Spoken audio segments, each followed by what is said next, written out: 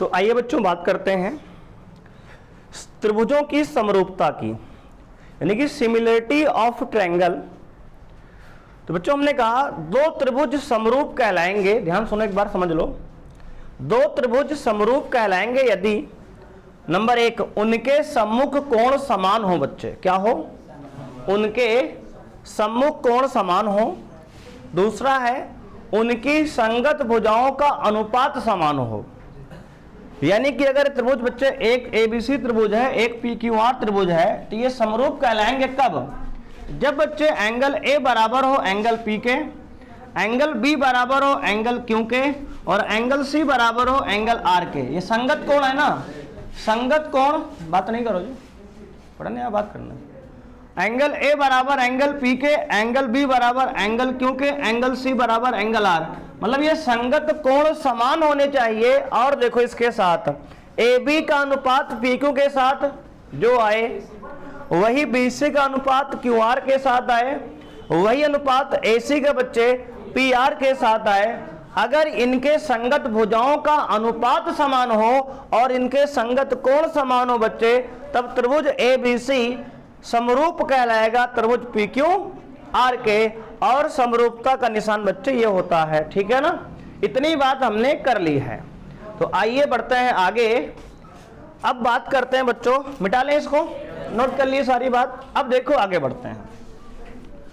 तो हमने देखा त्रिभुजों की समरूपता क्या है बच्चों, नोट लिखेंगे। अब देखो त्रिभुज के केस में देखो कुछ नोट हम लिखवा रहे हैं आपको, नोट करके लिखेंगे। तो इन केस ऑफ ट्रायंगल तो लिखेंगे त्रिभुज में, नोट लिखेंगे बच्चों, त्रिभुज में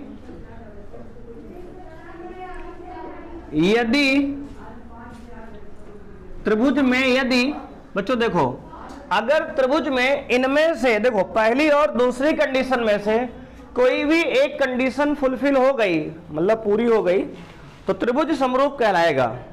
चाहे संगत कोण बराबर हो गए या संगत भुजाओं का अनुपात बराबर हो जाए, दो में से अगर एक हो जाएगा तब भी त्रिभुज समरूप कहलाएगा। ठीक है, ऑटोमेटिक दूसरी हो जाती है। अगर मान लो किसी दो त्रिभुज के संगत कोण समान है, तो संगत भुजाओं का समान मतलब संगत भुजाओं का अनुपात ऑटोमेटिक बराबर होगा। ठीक है, वो सेट हो जाता है खुद ही से। तो वही नोट लेकर रहे हैं कि यदि त्रिभुज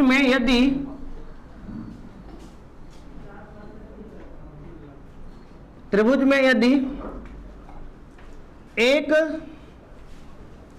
या दो में से कोई शर्त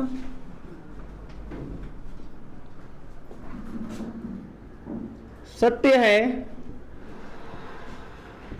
तब त्रिभुज समरूप कहलाता है।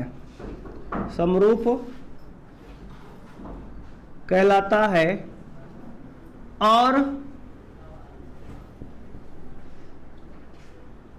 बस ठीक है ना, इतनी बहुत है। मतलब अगर इनमें से बच्चे क्या हो गया, एक या दो में से कोई शर्त हो जाए पूरी, तो त्रिभुज समरूप कहलाएगा ऑटोमेटिक हो, मतलब समरूप हो गया मान लो, क्योंकि दूसरा ऑटोमेटिक हो जाएगा। जैसे मान लो संगत कोण समान हो गए, तो संगत भुजाओं का अनुपात ऑटोमेटिक समान होगा। और मान लो बाई चांस संगत भुजाओं का अनुपात समान दिया है, तो संगत कोण भी समान होंगे। ठीक है ना, अब त्रिभुज में ये रूल है, सभी में ही लगेगा, केवल त्रिभुज के लिए। हालांकि हम लोग को त्रिभुज की ही समरूपता पढ़नी है। अब देखो बच्चे, नोट कर लिए इतनी बात, कोई समस्या यहां तक किसी को? अब देखो बच्चे, तो त्रिभुज की समरूपता हमने पढ़ ली, हमने समझ ली कि दो त्रिभुज समरूप कहलाएंगे यदि उनके संगत कोण समान हो, संगत भुजाओं का अनुपात समान हो। अब डालेंगे बहुभुज की समरूपता। बच्चे बहुभुज की समरूपता, त्रिभुज की तो समझ गए, बहुभुज की समरूपता डालिए।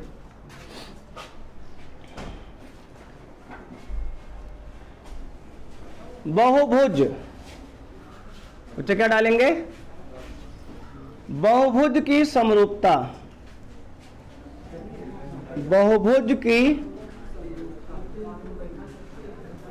समरूपता मतलब बच्चों क्या है, similarity of polygon, similarity of polygon, बहुभुज की समरूपता क्या है, ध्यान देंगे आप। सेम कंडीशन बच्चे वही है, दो बहुभुज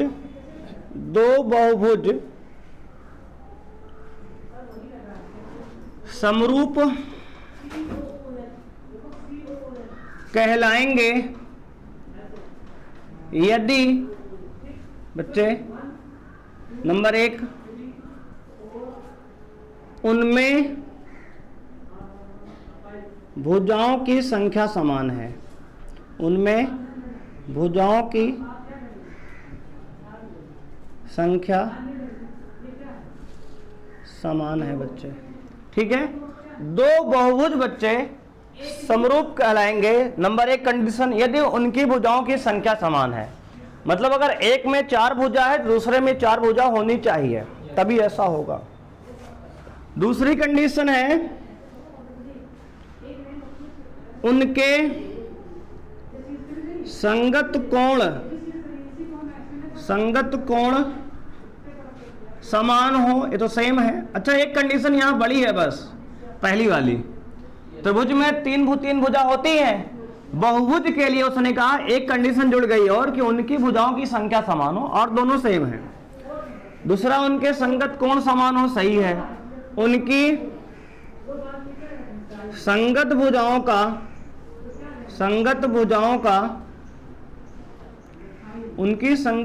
का अनुपात समान हो। बच्चे क्या, अनुपात समान हो। ये दो कंडीशन देखो सेम है, ट्रायंगल वाली ही। एक नई कंडीशन जुड़ गई, भुजाओं की संख्या भी समान होनी चाहिए। जैसे मान लो बच्चे, हमने बनाया एक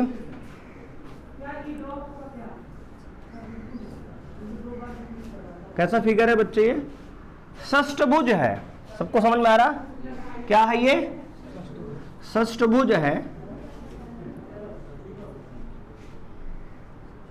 हेक्सागोन जिसे कहते हैं इंग्लिश में बच्चे, षष्ठभुज, क्या है ये, षष्ठभुज है। जैसे मान लो नाम दे दें इसको A B C D E और F बच्चे, है ना, 1 2 3 4 5 6 भुजा है ना, इसमें षष्ठभुज है ये। इसमें नाम दे दिए हम X Y Z W और P और M, ठीक है बच्चे, ये नाम दे दिए। अब देखो होगा क्या, ये वाला कोण बराबर और संगत कोण है, ये वाला कोण बराबर है, संगत कोण है, ये वाला कोण बराबर होना चाहिए, संगत कोण है, ये वाला कोण बराबर होना चाहिए क्योंकि संगत कोण है, ये वाला 1 2 3 4 5 लाइन खींच दिए, इसमें 5 लाइन खींच दो, 1 2 3 4 5, ये बराबर होना चाहिए। और इसमें ये वाला कोण, इसमें 6 लाइन खींच, 1 2 3 4 5 6, यहां भी 1 2 3 4 5 6, मतलब ये संगत कोण इसके बराबर होगा, ये कोण इसके बराबर होगा, ये कोण इसके बराबर होगा, ये कोण इसके बराबर होगा, ये कोण इसके बराबर होगा, ये कोण इसके बराबर होगा। मतलब सभी संगत कोण अगर बराबर हैं और संगत भुजाओं का अनुपात बराबर हो और भुजाओं की संख्या बराबर हो, देखो 1 2 3 4 5 6 भुजा यहां है, 1 2 3 4 5 6 भुजा यहां है, नंबर 1 कंडीशन फुलफिल हो गई। नंबर 2 क्या है बच्चे, ये कोण इसके बराबर, ये कोण इसके बराबर, ऐसे ही संगत कोण बराबर, दूसरी कंडीशन फुलफिल। तीसरी कंडीशन, इनकी संगत भुजाओं का अनुपात बराबर हो, मतलब सर AB का अनुपात XY के साथ, और बोलो YZ का अनुपात, मतलब बच्चे इधर पहले इधर BC का अनुपात YZ के साथ बराबर, CD का अनुपात ZW के बराबर, DE का अनुपात W और P के बराबर, और लास्ट में बच्चे EF का अनुपात किसका, EF का अनुपात PM के साथ, प्राइम मिनिस्टर के साथ ना, गजब। और बच्चे AF लास्ट में, AF का अनुपात XM के साथ है ना। अगर ये अनुपात भी बराबर हो गया साथ में, तो ये दो बहुभुज क्या कहलाएंगे, समरूप कहलाएंगे। तो बहुभुजों की समरूपता भी हमने जान ली क्या होती है। दो बहुभुज समरूप कब कहलाएंगे, नंबर 1 जब उनकी संगत मतलब उनके भुजाओं की संख्या समान हो, पहली बात। तो दूसरी बात है कि उनमें जो है बच्चे संगत कोण समान हो और संगत भुजाओं का अनुपात समान हो। अगर आप ट्रायंगल और बहुभुज में अंतर पहचानेंगे तो केवल एक अंतर है बच्चे कि इसमें भुजाओं की संख्या समान होनी चाहिए, लिखा गया है। हालांकि दोनों में होता है। ट्रायंगल केस में 3-3 भुजा होती हैं, वो तो होती है, पहले फिक्स है। बहुभुज में 4 भुजा 5 भुजा हो सकती है, इसलिए उसने कह दिया कि भुजाओं की संख्या भी समान होनी चाहिए, अलग से बता दिया। बोलो कोई दिक्कत क्या। अच्छा, दोनों सेम प्रॉपर्टी है दोनों की, क्योंकि ट्रायंगल के केस में भुजाओं की संख्या ऑटोमेटिक समान होती है ना, ऑटोमेटिक वहां समान होती है। यहां बताया जा रहा है क्योंकि यहां अलग हो सकती थी। ठीक है, नोट कर लिए। बोलो कोई दिक्कत है। ये हो गया बहुभुजों की समरूपता बच्चे। त्रिभुज की समरूपता हमने पढ़ ली, हमने बहुभुज की समरूपता पढ़ ली। अब हम कुछ इंपॉर्टेंट पॉइंट नोट करेंगे और प्रश्नावली 6.1 को बच्चे आज समाप्त भी करेंगे, बस 5 मिनट के अंदर। ठीक है, तो 5 मिनट में 6.1 समाप्त होने वाला है। आप बहुत ध्यान से देखते रहें, समझते रहें। अब आप ध्यान देंगे बच्चे, देखो ध्यान से, बात को समझो। अब कुछ नोट है, जैसे बच्चे पहला नोट ये है, नोट नंबर 1, 2 बच्चे 2 वर्ग सदैव समरूप होते हैं। बच्चे 2 वर्ग सदैव समरूप होते हैं, पहला नियम। ये नोट लिखेंगे आप, 2 वर्ग सदैव बच्चे समरूप होंगे। क्यों सर? देखो बच्चे, रीजन ये है, मान लो एक वर्ग ये है, एक वर्ग बच्चे ये है। अब देखो वर्ग में हम लोग जानते हैं प्रत्येक कोण कितने डिग्री का होता है जी, 90 डिग्री का होता है। जानते हो कि नहीं जानते हो? बस, तो ये कोण भाई 90 डिग्री है, तो इसके संगत ये भी 90 है। ये 90 डिग्री है तो इसके संगत ये भी 90 डिग्री है। ये 90 डिग्री है तो इसके संगत ये भी 90 डिग्री है। ये 90 डिग्री है तो ये भी क्या 90 ही है। तो सभी संगत कोण बराबर है वर्ग में।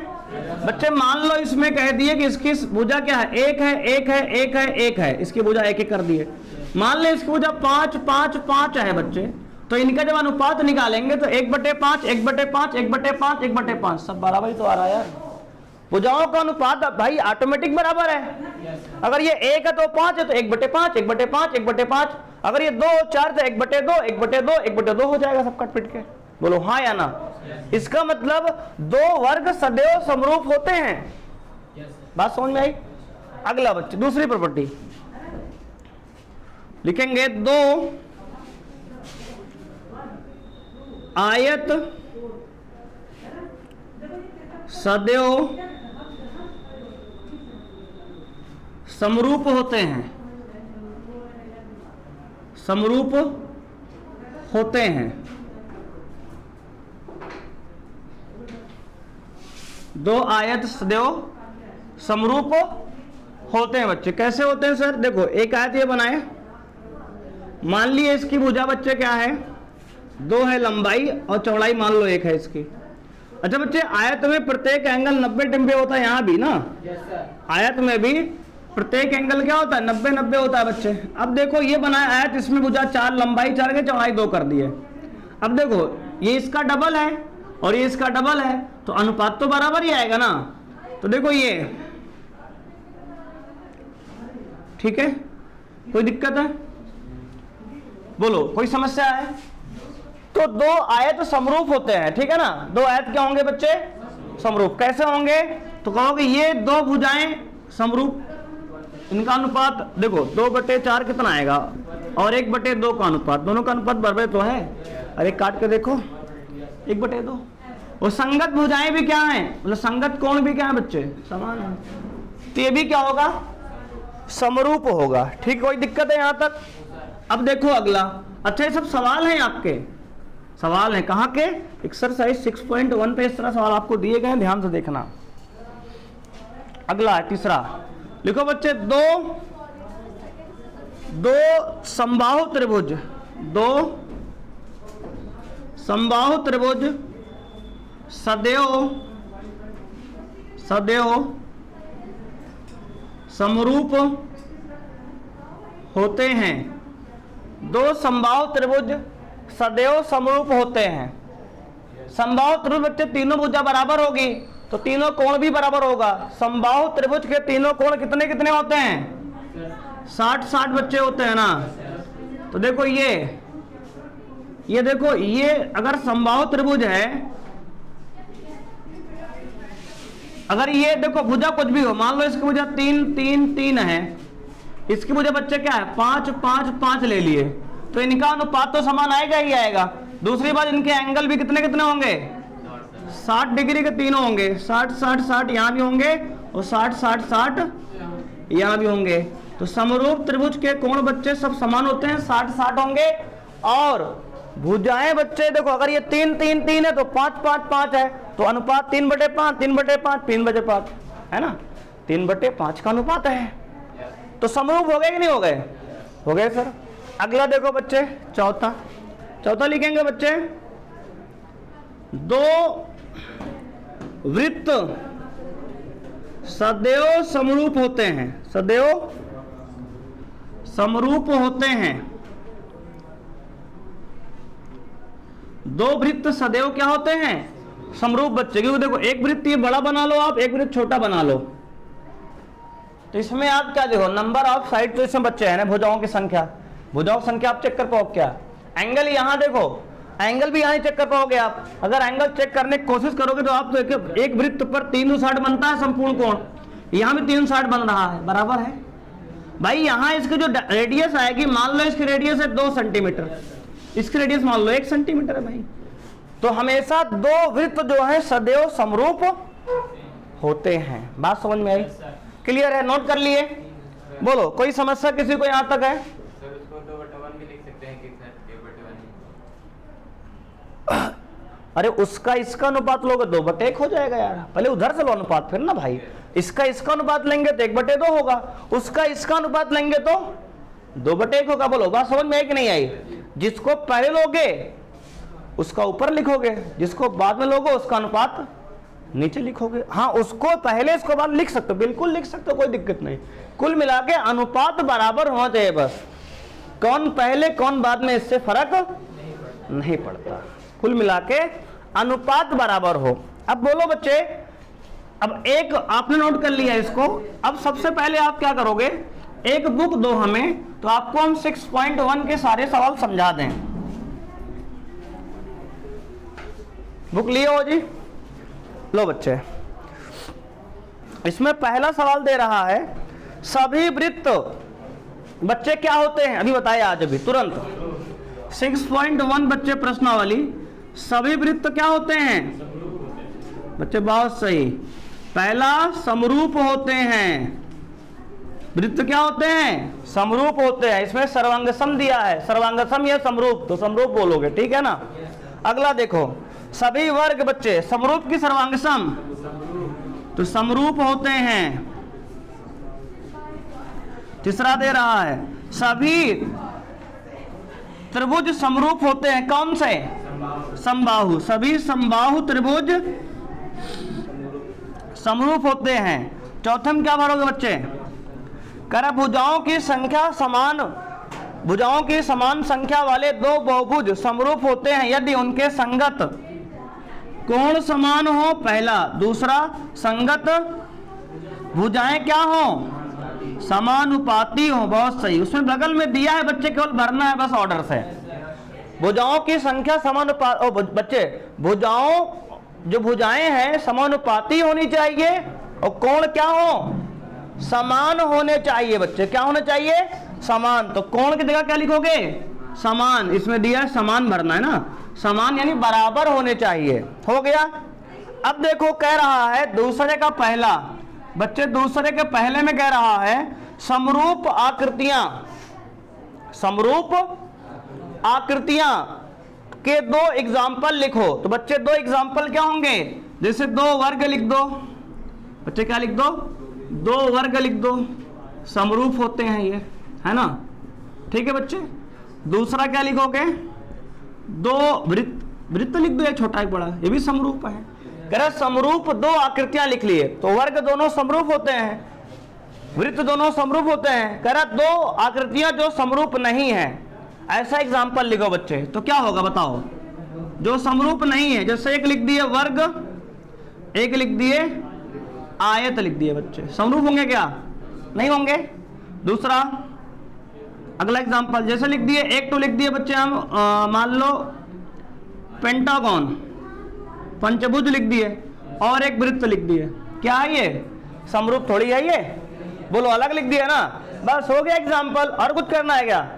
समरूप लिखना है तो दो वर्ग दो वृत्त लिख दिए, समरूप नहीं लिखना है तो एक वर्ग एक आयत, और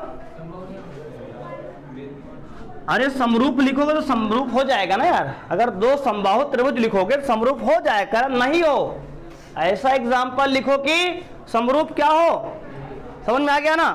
अब देखो बच्चे तीसरा एग्जाम्पल, तीसरा सवाल ये बताओ, तीसरा कह रहा है कि समरूप है कि नहीं है, कौन बताएगा? देख के बताओ बच्चे। सबका अनुपात 1.5 3 1.5 3 1.5 3 है, 1.5 और 3 का रेशियो दिया है। समरूप नहीं है। नहीं है, क्यों नहीं है? रीजन क्या बताओगे बच्चे? भुजाओं का नहीं, ये रीजन नहीं है। रीजन ये है कि इनके बच्चे संगत कोण समान नहीं है, कोण 90 है दूसरे में, पहले में 90 नहीं है, अब भुजाएं सब में बराबर 4-4 हैं। तो रीजन क्या लिखोगे? समरूप नहीं है। तीसरा क्या है? समरूप नहीं है। कारण क्या दोगे बच्चे? कोण समान नहीं है। भुजाएं तो बराबर हैं बेटा, कहां ध्यान दे रहे हो तुम? कोण समान नहीं है भाई, भुजाएं क्या हैं? समरूप है, बराबर नहीं। बच्चे भुजाएं का अनुपात समान है। देखो 1.5 3 का रेशियो दिया है कि नहीं दिया है?